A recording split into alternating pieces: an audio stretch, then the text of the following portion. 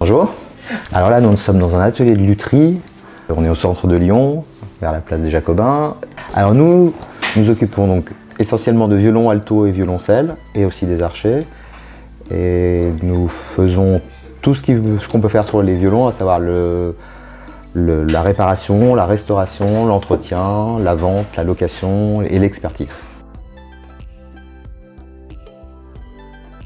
Ça fait à peu près 35 ans que j'exerce ici, et puis j'avais fait quelques années avant d'études à Mirecourt, dans les Vosges, pour apprendre ce métier.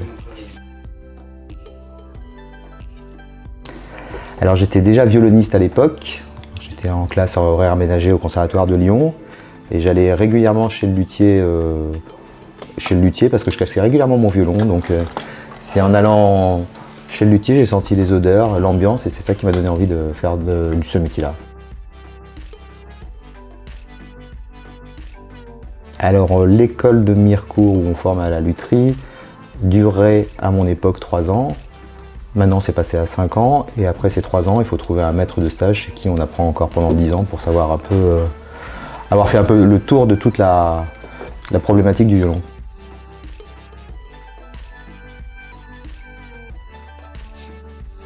Ah non, je regrette pas du tout, parce que le violon, je continue à en faire régulièrement. Chaque fois que je termine un instrument, je l'essaye, donc je joue tous les jours du violon. Mais je ne joue plus de façon professionnelle ni amateur, c'est juste pour les essayer maintenant. Et non, je ne regrette pas du tout d'avoir fait ce métier. Non.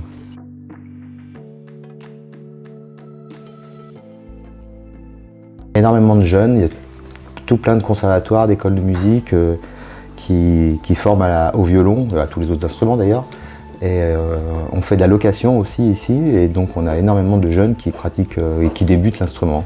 Mais ça n'a jamais arrêté, de toute manière. Non, ça n'a jamais arrêté. Même maintenant, pendant le Covid, là, les gens ont continué à travailler, et finalement, même en location, les gens ils se sont dit qu'avec le temps libre, ils ont plus le temps de faire de la musique, puisqu'ils avaient vraiment beaucoup de temps libre dernièrement. Donc c'est pas mal.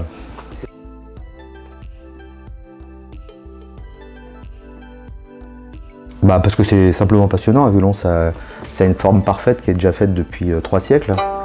Et c'est un instrument qui est beau esthétiquement, et puis qui a une sonorité qui est agréable. Et on a aussi pas mal de jeunes qui veulent faire ce métier. Et on les incite à le faire, parce que finalement, si on a du talent, on y arrive, quoi. Ah, ça, c'est un violon de l'école anglaise du 19e, d'un copiste anglais qui est prêt à la vente, qu'on vient de terminer, et qu'on va proposer prochainement à un client. 35 000 €. Souvent, pour des instruments anciens, ça commence à partir d'environ 1 000 €. À partir de 1 000 € il n'y a pas de limite supérieure. Oui, c'est un luthier qui s'appelait Stradivarius déjà. Et c'est lui qui a défini les normes, c'est lui qui est la référence mondiale de l'instrument. Donc, et tous les grands solistes ont joué avec, donc tout le monde veut un peu cet instrument, mais il est inaccessible maintenant. C'est que des banques ou des assurances qui peuvent l'acheter, et qui les prêtent après à des musiciens de renom. Ça sera toujours le musicien qui fera le résultat de qualité. Ouais. Mais c'est comme un tableau, pourquoi un Picasso vaut tel prix par rapport à un Monet ou un Van Gogh? C'est le marché de l'art, quoi.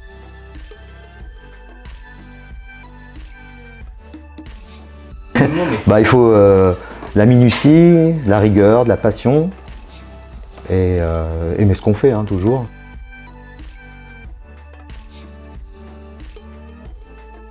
Donc l'archet, ça sert à produire les sons, mettre en vibration les cordes. Et oui, on fait la réparation d'archets, surtout. On ne fait pas de fabrication d'archets ici, on fait surtout la réparation. On change les mèches, les vis et écrous, tout ce qui est accessoire de l'archet. Parce que les archets, ça vaut le coup de les remettre en état, parce que certains archets valent des fortunes, voire plus que des violons, quoi. Un archet de base, ça peut coûter 100 €, et on a des archets à 50, 100 000 € aussi, sur lesquels on peut travailler ou remettre en état. Alors c'est du bois de Pernambouc, c'est l'île du Brésil, c'est un bois très spécial, qui vient donc de là-bas, du Brésil, et qui est façonné donc dans la masse. Il y a aussi de l'ébène pour la hausse, de la nacre, pour le grain et le recouvrement. Et pour le métal, c'est soit de l'argent, soit de l'or, ou soit du maillechort quand c'est des archets plus d'études, quoi. Donc il y a les métaux, il y a les bois nobles, et la tête elle est en ivoire. La plaque de tête est en ivoire. ça. Ah oui, j'ai oublié, oui, bien sûr. C'est le crin de cheval, oui, qui sert à mettre en vibration les cordes. Avec de la colophane aussi, la petite résine qu'on pose dessus pour que les crins accrochent. Une petite résine qu'on frotte régulièrement dessus pour que les crins accrochent sur la corde.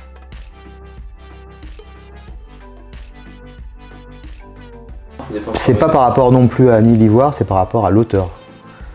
C'est l'auteur qui fait la cote. Il y a des noms de...